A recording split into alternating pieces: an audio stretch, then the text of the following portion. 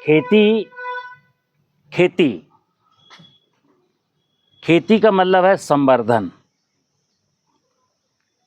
खेती का मतलब है उत्पादन। किसका संवर्धन? जो हमारे क्षेत्र में हमारी नजरों के सामने होता है। जड़ जगत का संरक्षण, धरती और पानी का संरक्षण और बायोडाइवर्सिटी यानी जैव विविधता का संवर्धन। जितने भी जीव जंतु हैं, कीट पतंगे हैं, वन वनस्पतियां हैं, हे परमात्मा, इस धरती पर जो कुछ भी है वो सब कुछ निरंतर बना रहे, निरंतर बना रहे। इस पृथ्वी से, हमारे गांव से, हमारे क्षेत्र से कोई भी वनस्पति, कोई भी जीव जंतु विलुप्त ना होने पाए। इसका नाम है प्राकृतिक खेती।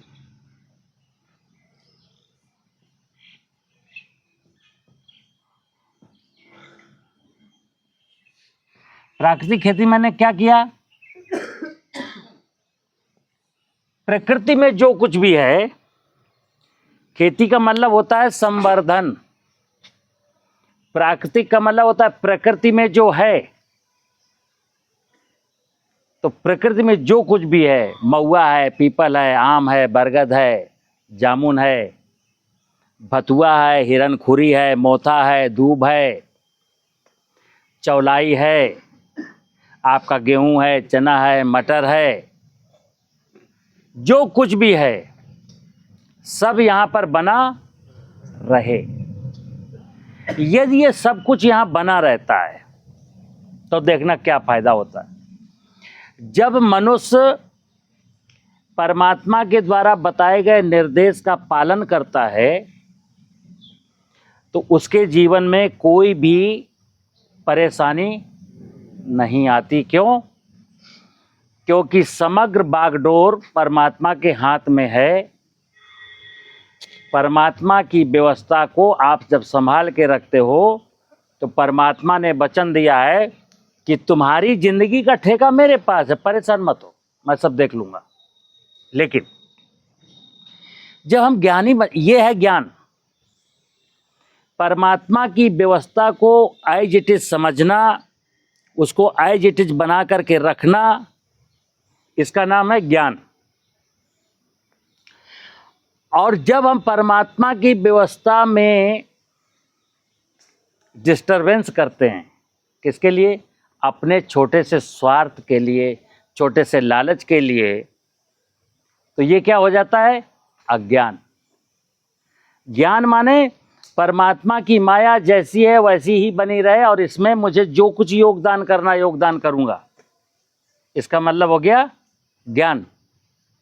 और जब मैं कहूंगा मुझे छीन लेना है, धरती से इतना उत्पादन लूंगा चाहे इसके लिए कितने भी केमिकल क्यों ना डालना पड़े, हम धरती में ये वाली फसल बोएंगे चाहे जमीन का पानी खत्म क्यों ना हो जाए, हम तो ये वाले पेस्टिसाइड डालेंगे चाहे तितली, मधुमक्खी, केंचुआ मर क्यों ना जाए।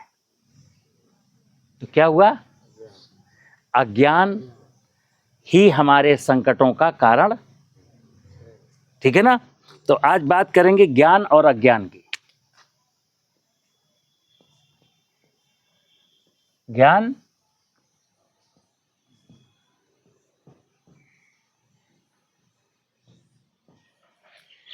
ज्ञान में हम सबको जीने दो और जियो। ज्ञान का मतलब क्या है? जीने दो, समझना बात को। ज्ञान का मतलब है जीने दो और जियो। अज्ञान का मतलब है जियो और जीने दो। देखना बहुत बड़ा अंतर है।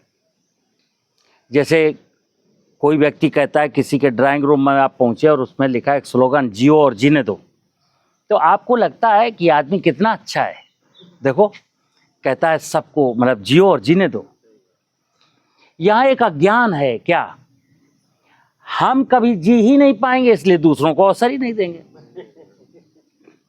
भाई हम कब जी पाएंगे? तो एक उदाहरण देता आदमी, जैसे बफर चल रहा है खाना, और खाने में सोचता कौन भीड़ भाड़ में बार बार घुसेगा, तो जमक के थाली भर लाया, पूरी थाली भर लाया प्लेट, और फिर उसमें से 75% खाया नहीं गया तो फेंक रहा है। मैंने कहा, मैंने देख लिया, मैंने भाई साहब ये क्या करते हो? तो कह रहा भाई साहब हम तो देखो जियो और जीने दो पर विश्वास करते हैं, या फिर कुत्ते बिल्ली हैं ये भी बेचारे जी लेंगे। अरे भाई ये तेरा सही बात नहीं है, तेरी मजबूरी है, बच गया फेंक रहा है। तो ज्ञान क्या है? जीने दो और जियो। अब उसका एक उदाहरण बता देता हूं तुमको। आज अपने घरों में जैसे एक नई बहू आई, देखना आप ही के ड्राइंग रूम में लिखा है जियो और जीने दो, आपके ड्राइंग रूम में लिखा है ना? आप इस बात को फॉलो करते हो कि जियो और जीने दो? आपने लड़के की शादी की, एक बहू आई, और वो बेचारी क्या करे, घर में उसकी मम्मी जो है ना पहले परोस के खिला देती थी, जैसी रोटी बनती थी उसको खिलाया जाता था।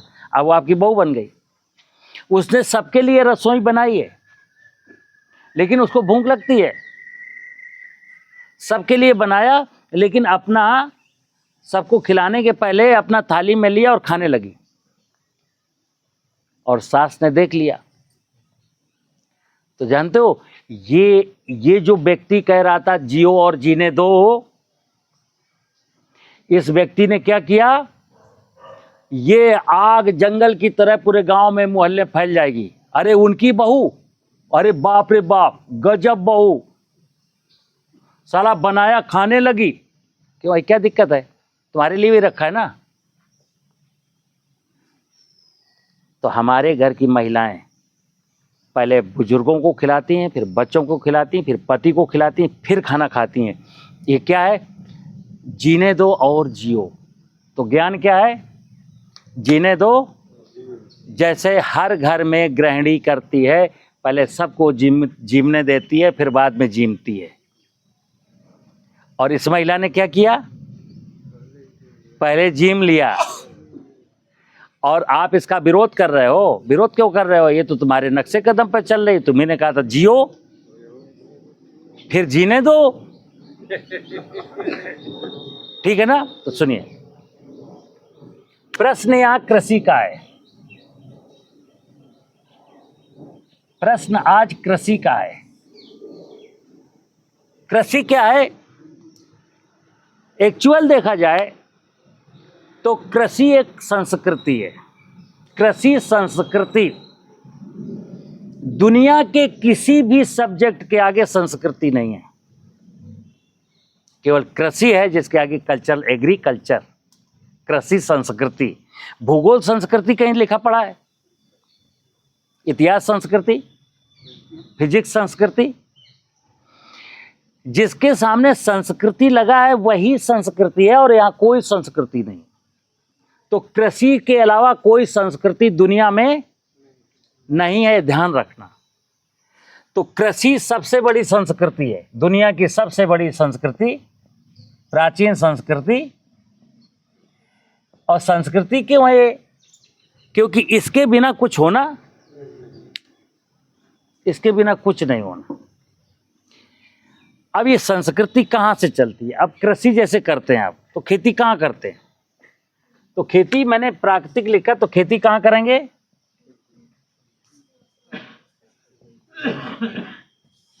प्रकृति में करेंगे। प्रकृति का मतलब है भूमि, भूमि की समग्र माया। भूमि, भूमि में पाए जाने वाले जीवाणु, भूमि के नीचे पाए जाने वाला पानी, फिर भूमि के ऊपर जलाशय, जंगल, जिसको हम जलवायु, जिससे जलवायु बनती है। तो भूमि, जलवायु और जैव विविधता, यानी नाना प्रकार की चिड़ियां, नाना प्रकार की तितली, मधुमक्खी, ये सब। तो तीन चीजें हुई प्रकृति में, भूमि, जलवायु और जैव विविधता।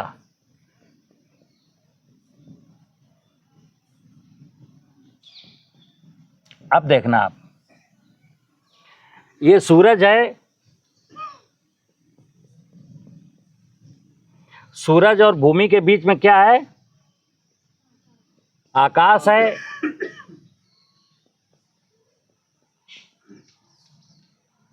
और धरती के ऊपर 40-50 हजार फीट के ऊपर बादल हैं। और धरती में 66% हिस्सा समुद्र है। और धरती में जंगल है, फॉरेस्ट। इतनी चीजें केवल समझनी। पंच महाभूत, चित जल पावक गगन समीरा, पंच तत्व मिल बना शरीरा। ये शरीर पंच तत्वों से मिलकर बना भी है और पंच तत्वों की बदौलत पाला भी जा रहा है। और जब मरेगा इन्हीं पंच तत्वों में विलीन हो जाएगा। तो हमारे सामने एक धरती है,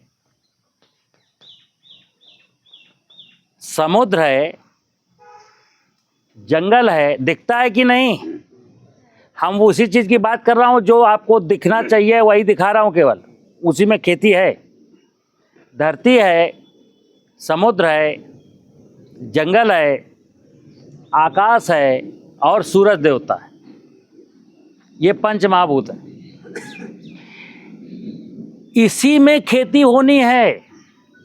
और खेती जब होनी है तो खेती में क्या होना है? वनस्पतियों की खेती करनी है आपको। किसकी खेती करनी है?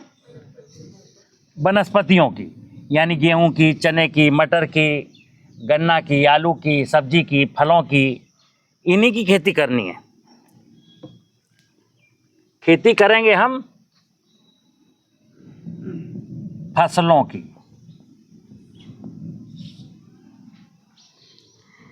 लेकिन फसलें दो प्रकार की हैं, वृक्ष दो प्रकार के हैं। और हमारे और वनस्पतियों के, जीवों के और इस धरती पर क्या है? इस पंच महाभूत को हटा दो तो क्या है? एक वनस्पति जगत है और एक जीव जगत है। यानी कि समझिए आप, जितने भी पक्षी हैं, कीट पतंगे हैं, जलचर, थलचर, नभचर और मनुष्य, ये सब क्या है? जीव है। समुद्र में जो शैवाल है, छत पर जो काई है, जंगल में जो पेड़ हैं, आपके खेत में जो फसल बोई है, या आपके खेत में जो खरपतवार उगे हैं, ये सब क्या है? वनस्पति जगत है। वेद का सूत्र है, जीवे जीव आहार, जीव ही जीव का भोजन। अब देखिए, दो ही चीजें हैं। हम मिट्टी तो खा नहीं सकते, आकाश तो खा नहीं सकते, सूरज तो खा नहीं सकते। हमें खाना क्या है? आप गेहूं खाएंगे, चना खाएंगे, मटर खाएंगे, मूली खाएंगे, टमाटर खाएंगे, सेव खाएंगे, संतरा खाएंगे, मौसमी खाएंगे। क्या है? वनस्पतियों के प्रोड्यूस है ना। हम जिंदा वनस्पतियों को खाते हैं। और जिंदा वनस्पतियों को क्या कहा गया है? मां पार्वती।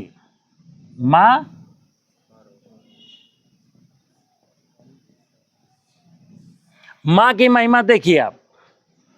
मां को मैं जिंदा तोड़ के खा लेता हूं, उखाड़ के खा लेता हूं, निचोड़ देता हूं।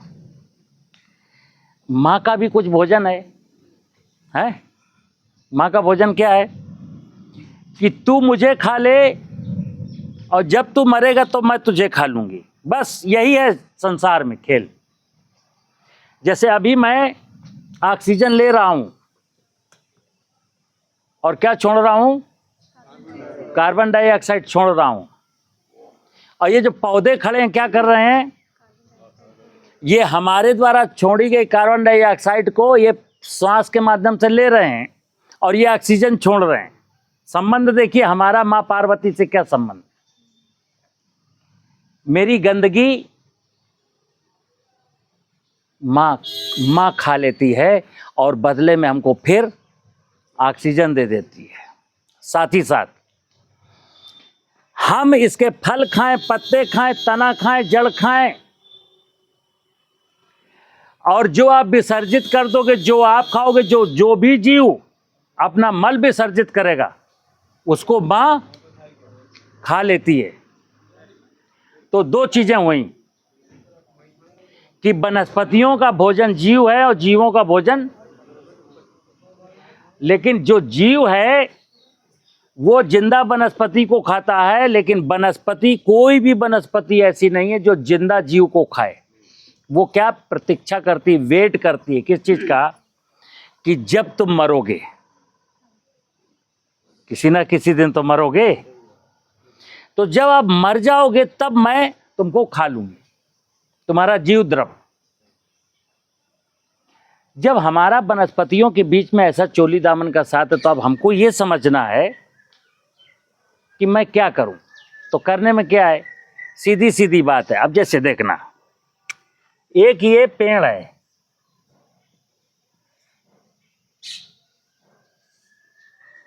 हम अभी खाना खाने के लिए मेस जाएंगे, खाना के लिए घर जाएंगे, खाना खाने के लिए होटल जाएंगे। कोई भी वनस्पति खाना खाने के लिए कहां जाएगी, कहीं नहीं जाएगी, ये चल नहीं सकती।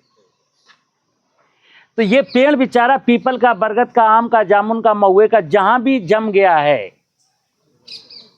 तो इसको भोजन कौन देगा।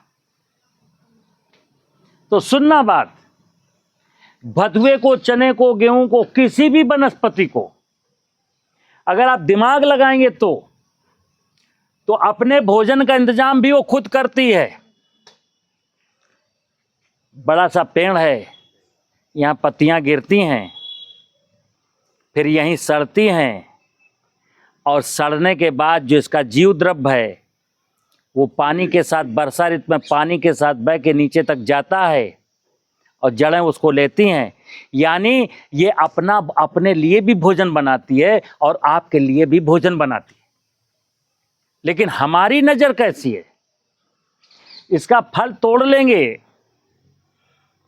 पत्ते जब गिरेंगे तो झाड़ देंगे और जला देंगे। देखिए आप, जब आप इसके फल तोड़ लेंगे और पत्ते गिरेंगे, उसको झाड़ करके जला देंगे, तो इसको भोजन की जो प्रक्रिया निरंतर चल रही थी अनवरत, वो कैसे चलेगी, टूट जाएगी ना, चूंकि ये तो कहीं नहीं जा सकता।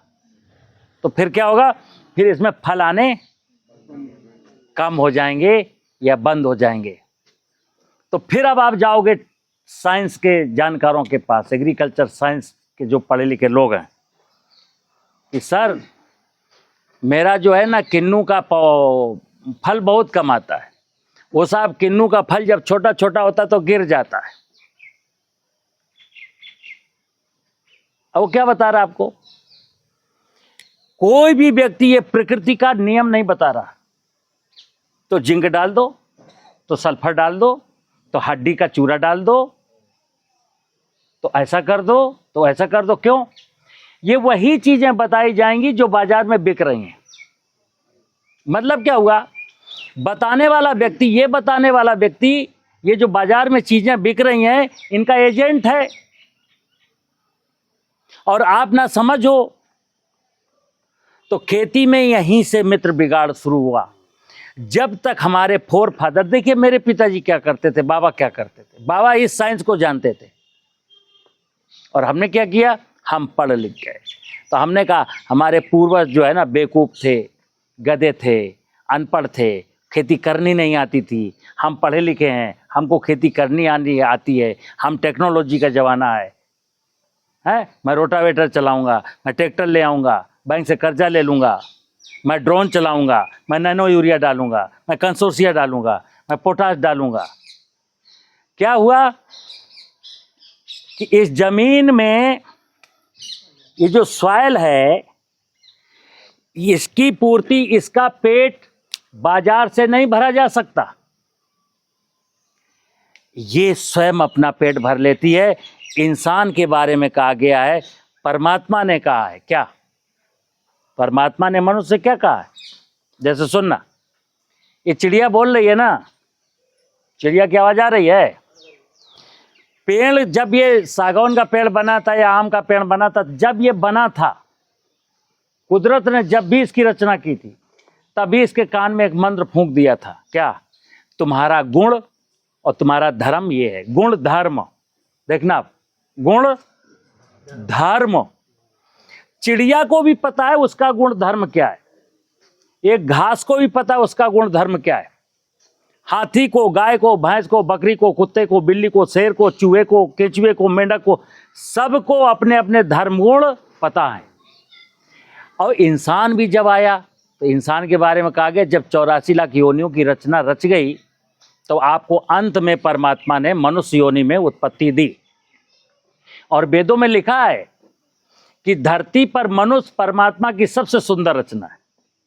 इस धरती का माली है मनुष्य, ज्ञानावतार है मनुष्य, ज्ञान का साक्षात अवतार है मनुष्य।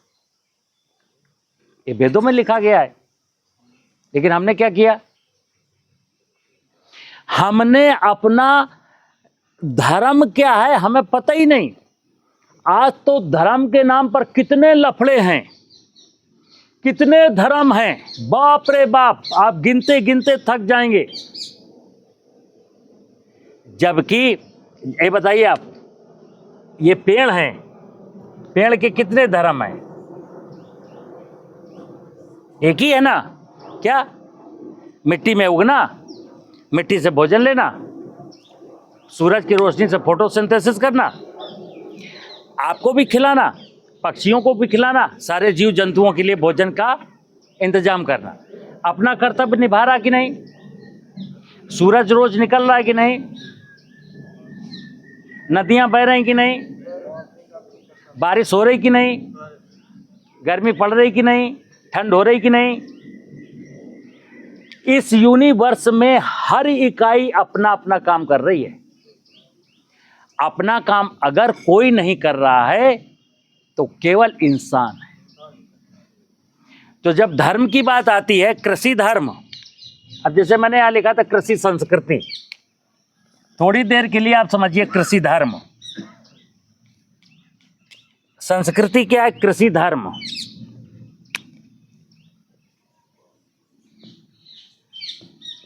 कृषि, इससे बड़ा, जैसे मैंने कहा, दुनिया में कृषि से बड़ी कोई संस्कृति और दुनिया में कृषि से बड़ा कोई धर्म, कृषि है जो सब धर्मों को, सब मजहबों को मानने वालों को जिंदा रखे हुए है। भूख है मजहब इस दुनिया का और हकीकत कोई नहीं। और मैं कहता हूं जो कट्टर हिंदू है, कट्टर मुसलमान है, कट्टर ईसाई है, कट्टर जैनिया है, कट्टर बुद्धिस्ट है, हम कहते 15 दिन उसको भूखा रखो। 15 दिन भूखा रखने के बाद फिर मेरे एक हाथ में रोटी है और मैं उससे पूछना चाहता हूं, तू मजहब लेगा अपना कि रोटी लेगा? तो कह देगा रोटी लीजिए, तुरंत धर्म बदल देगा। और दुनिया में जो धर्म परिवर्तन हुए ना, बस इसीलिए हुए। रोटी दिखाई और धर्म। लेकिन किसान का धर्म क्या है? कृषि धर्म क्या है? तो कृषि धर्म ये है कि हम देखिए, कृषि धर्म में क्या आएगा? धरती की उर्वरता, धरती की उर्वरता को कायम रखना। धरती के नीचे भूगर्भ जल, जमीन के नीचे भूगर्भ जल स्तर को कायम रखना। धरती के ऊपर जंगल, वृक्षों को कायम रखना। आपको कितना काम करना है? कोई बहुत बड़ा काम नहीं करना। धर्म कितना है? धरती की फर्टिलिटी ना खराब हो, जमीन के नीचे का पानी ना उलीचें और जंगल ना काटें। 3 काम करने के बाद फिर माँ क्या कहती है, परमात्मा क्या कहता है? बेटा बस अब सब हम देख लेंगे, अब सब हम देख लेंगे। क्योंकि तू पेड़ लगा सकता लेकिन चिड़िया नहीं पैदा कर सकता।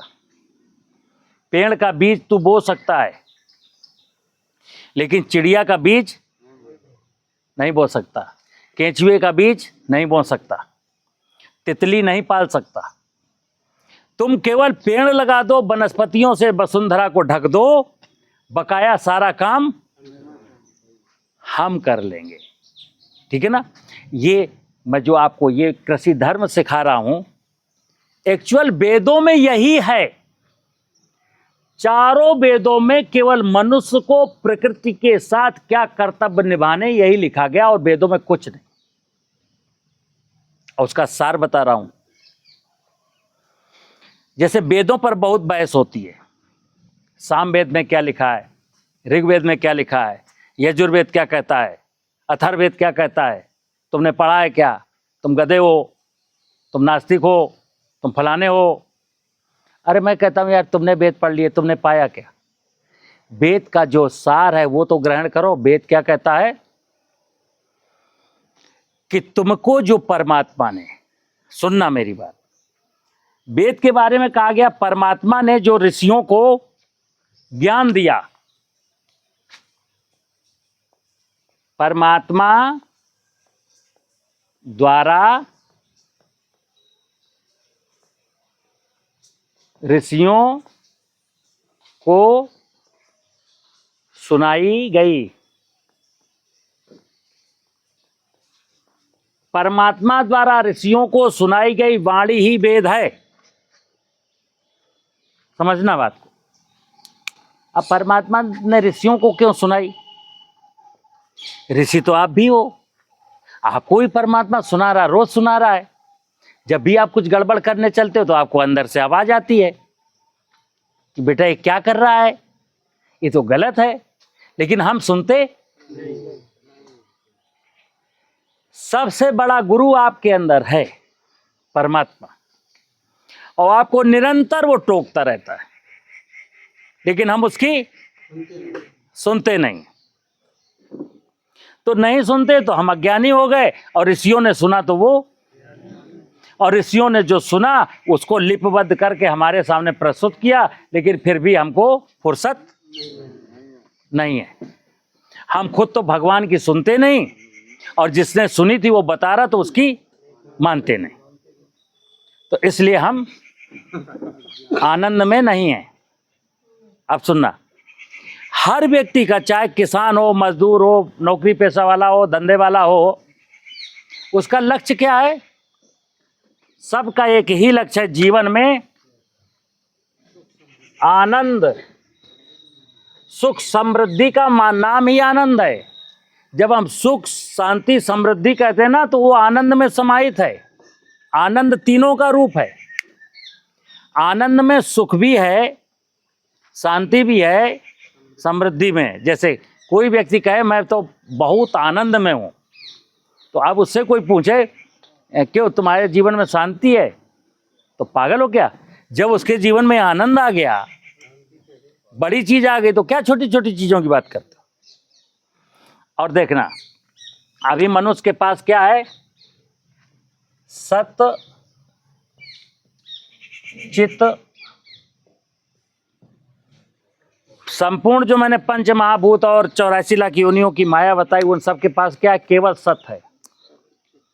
समझना बात को। संसार में हर इकाई के पास केवल सत है। मनुष्य की परमात्मा की सबसे सुंदर रचना इसके मतलब उसके पास चित है। और जब परमात्मा का नाम लेते हैं तो उसके पास क्या है? आनंद भी है। कहते हैं सत चित आनंद का स्वामी है परमात्मा, सच्चिदानंद है परमात्मा। तो आप परमात्मा से कितना दूर हो? एक कदम। अगर अकल आ जाए, अगर ज्ञान आ जाए, अगर परमात्मा जी जो मेरे कान में मंत्र फूंका था कि बेटा देख, तुझे 5 एकड़ ज़मीन वाले किसान के घर में पैदा कर रहा हूँ, तेरी मार मिट्टी है, तेरा पानी कम है, तो तू ऐसा करना कि अपने दिमाग लगाना, दिमाग मैंने तुझे बहुत दिया है, ऐसी फसलें बोना जिसमें पानी की ज़रूरत कम हो, लालच मत करना, तू आनंद में रहेगा। तो मैंने उलट दिया, पानी नहीं था लेकिन हमें पिसिया बोना,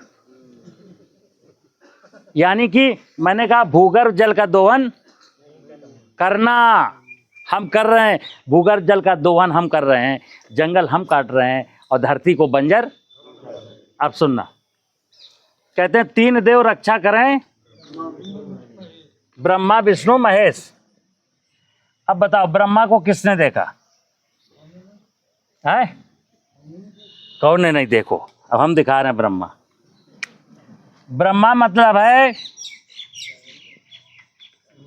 वृक्ष।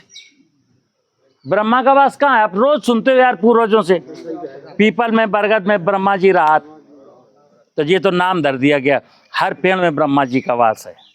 और ब्रह्मा जी तो मैंने काट दिए, देखिए आप, जानबूझ करके। पेड़ों में ब्रह्मा जी का वास है, लेकिन ब्रह्मा जी मैंने। विष्णु का वास कहाँ है? क्षीर सागर में, जलाशय में। आपने अपने आप, कई लोग सरपंच बन चुके होंगे, और सरपंची के पीरियड में आपने तालाबों में खूब पट्टे किए भाई साहब, 10-10 हजार रुपया लेके। तो आपने विष्णु, जहां विष्णु रहता था उस जलाशय को पट्टे कर दिए, तो विष्णु भगवान भी गए। शिव का वास कहां है? धरती में। धरती को बंजर बना दिया। अब 3 देव रक्षा करे, ब्रह्मा विष्णु महेश, और तीनों देवतन से तुमने मोल लाई दुश्मनी। अब को रक्षा कर रहे हो? इसलिए हालात बहुत खराब हैं। तो प्राकृतिक खेती को समझने के लिए हमको इस संपूर्ण प्रकृति की माया को समझना होता है, और कुछ भी कठिन नहीं है।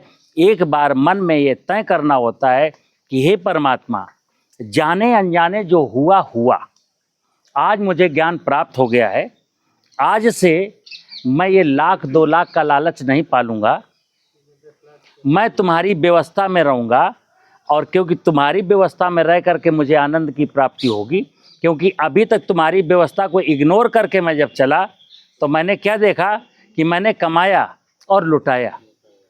मैंने मेहनत की, पत्नी बीमार हुई, जो 80,000 कमाए थे वो डॉक्टर ले गया।